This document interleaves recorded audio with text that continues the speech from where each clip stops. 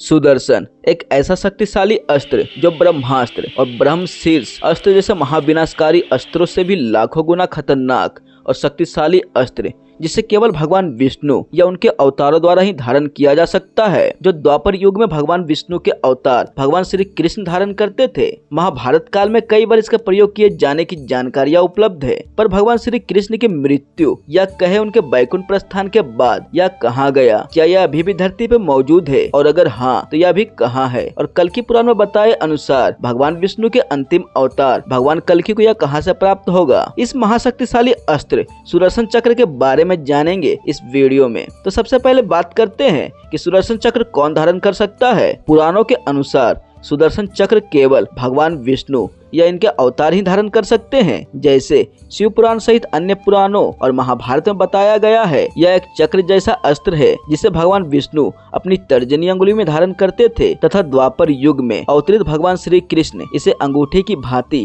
अपने सबसे छोटी अंगुली यानी कि कानी अंगुली में धारण करते थे। महाभारत में कई बार इस अस्त्र के प्रयोग की बात की गई है। सबसे प्रथम बार वे इसका प्रयोग अपनी बुआ के अधर्मी बेटे शिशुपाल का वध करने में करते हैं। शिशुपाल के जन्म के समय यह आकाशवाणी हुई थी कि श्री कृष्ण के हाथों ही उसका अंत होगा। तब श्री कृष्ण की बुआ उन्हें ना मारने की विनती करती है। तब श्री कृष्ण शिशुपाल के 100 अपराधों को क्षमा करने का वचन देते हैं और शिशुपाल की 101वें अपराध पे वे उसका अंत कर देते हैं। इसके बाद वे अर्जुन और इंद्र के युद्ध को विफल करने में इसका प्रयोग करते हैं और अंतिम बार वे जयद्रथ वध के समय इसका प्रयोग करते हैं। दरअसल सुदर्शन चक्र एक ऐसा अस्त्र है जिसे चलाया नहीं जाता बल्कि मन की शक्ति से आज्ञा दी जाती है। यह पलक झपकते ही लाखों योजन की दूरी तय कर सकता है। 1 योजन का अर्थ है 8 मील। सुदर्शन चक्र का प्रयोग जिस भी कार्य में करो यह कभी असफल नहीं हो सकता। यह महादेव शिव के त्रिशूल और पशुपतास्त्र के बाद सबसे शक्तिशाली अस्त्र है। ऋग्वेद के अनुसार सुदर्शन चक्र एक अस्त्र नहीं है बल्कि समय चक्र है जिसका प्रयोग कर भगवान विष्णु समय को रोक सकते हैं, समय में पीछे या आगे जा सकते हैं। ऋग्वेद के अनुसार भगवान विष्णु किसी राक्षस का अंत करने के लिए इसी चक्र से समय को रोक कर भूतकाल में जाकर उस राक्षस के अंत का माहौल बनाकर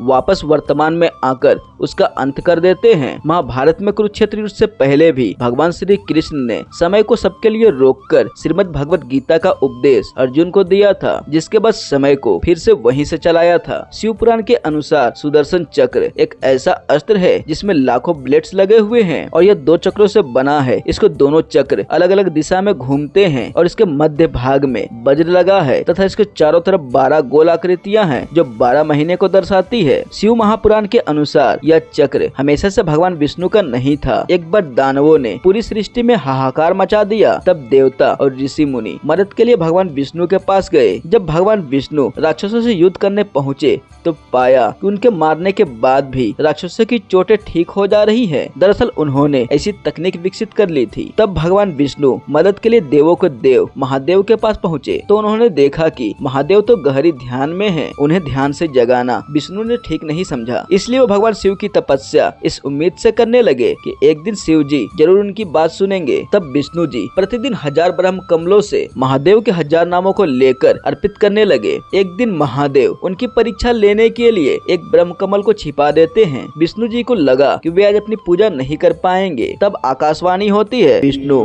तुम्हें कमल नयन भी कहा जाता है, तुम अपनी एक आँख भगवान शिव को समर्पित करके उनकी पूजा करो। तब भगवान विष्णु महादेव को अपनी एक आँख समर्पित करते हैं जिससे महादेव काफी प्रसन्न होते हैं और उन्हें ठीक करके वरदान में सुदर्शन चक्र भेंट करते हैं जिससे वे सारे राक्षसों का अंत करते हैं। शिव पुराण के ही अनुसार जब महादेव की पहली पत्नी माता सती अपने पिता के यज्ञ में कूदकर जान देती है, जिसके बाद महादेव उनके मृत शरीर को लेकर काफी विलाप करने लगते हैं जिससे महाविनाश होने ही वाला होता है। तब भगवान विष्णु ने इसी का प्रयोग कर माता सती के मृत शरीर के 51 टुकड़े किए थे और जहाँ जहाँ ये टुकड़े गिरे वहीं पर आज 51 शक्तिपीठ है। एक कथा के अनुसार भगवान श्री कृष्ण ने इसी की शक्ति से ही गोवर्धन पर्वत उठाया। जैसा कि मैंने पहले भी बताया कि वे सुदर्शन चक्र को अपने सबसे छोटी अंगुली पर अंगूठी के समान धारण करते थे और उन्होंने गोवर्धन पर्वत भी अपने सबसे छोटी अंगुली से ही उठाया था। श्री विष्णु पुराण के अनुसार यह इतना छोटा हो सकता है कि तुलसी के एक छोटे से पत्ते पर भी समा जाए और इतना बड़ा हो सकता है कि अनंत ब्रह्मांड भी इसमें इसमें समा जाए। महाभारत काल में इसका आखिरी बार प्रयोग का वर्णन मिलता है जब अभिमन्यु का वध होता है और जयद्रथ उसके मृत शरीर पर लात मारता है। तब अर्जुन यह प्रण लेता है कि कल सूर्यास्त तक मैं जयद्रथ का वध कर दूंगा, वरना अग्नि समाधि ले लूंगा, जिससे कौरव सेना पूरे दिन जयद्रथ को अर्जुन के सामने ही नहीं आने देते हैं। तब श्री कृष्ण अपने सुदर्शन चक्र से सूर्य को ढककर सूर्यास्त का वातावरण बना देते हैं, जिसके बाद अर्जुन अग्नि समाधि लेने ही वाला होता है। तब जयद्रथ आगे आता है। तब श्री कृष्ण अपनी सुदर्शन चक्र को वापस बुला लेते हैं और अर्जुन जयद्रथ का वध कर पाता है। इसके बाद पूरे महाभारत काल से आज तक इसके प्रयोग की कोई बात नहीं की गई है। दोस्तों, बता दें कि ऐसा माना जाता है कि भगवान श्री कृष्ण ने देह त्याग के बाद उनका यह शक्तिशाली अस्त्र भी धरती में ही समा गया और भविष्य पुराण और कल्कि पुराण के अनुसार भगवान विष्णु के अंतिम अवतार भगवान कल्कि इसे धारण करेंगे। जब कलयुग अपने अंत पर होगा तब भगवान कल्कि का जन्म होगा, जिन्हें भगवान परशुराम अस्त्रों और शस्त्रों की शिक्षा देंगे और उन्हें यह सुदर्शन चक्र भी देंगे। महाभारत काल में श्री कृष्ण की शिक्षा ग्रहण करने के बाद भी भगवान परशुराम जी ने ही उन्हें यह सुदर्शन चक्र प्रदान की थी। भगवान परशुराम जी को अमरता का वरदान प्राप्त है, इसलिए वे आज भी उड़ीसा के महेंद्रगिरी पर्वत पर अपनी तपस्या में लीन भगवान कल्कि की प्रतीक्षा कर रहे हैं। जैसा कि मैंने पहले भी बताया कि सुदर्शन चक्र को केवल विष्णु या विष्णु अवतार ही धारण कर सकते हैं और बता दे कि भगवान परशुराम भी श्री विष्णु के ही 6वें अवतार हैं। तो इन सब के आधार पर यह बात पक्की है कि सुदर्शन चक्र आज भी धरती पर मौजूद है, भगवान परशुराम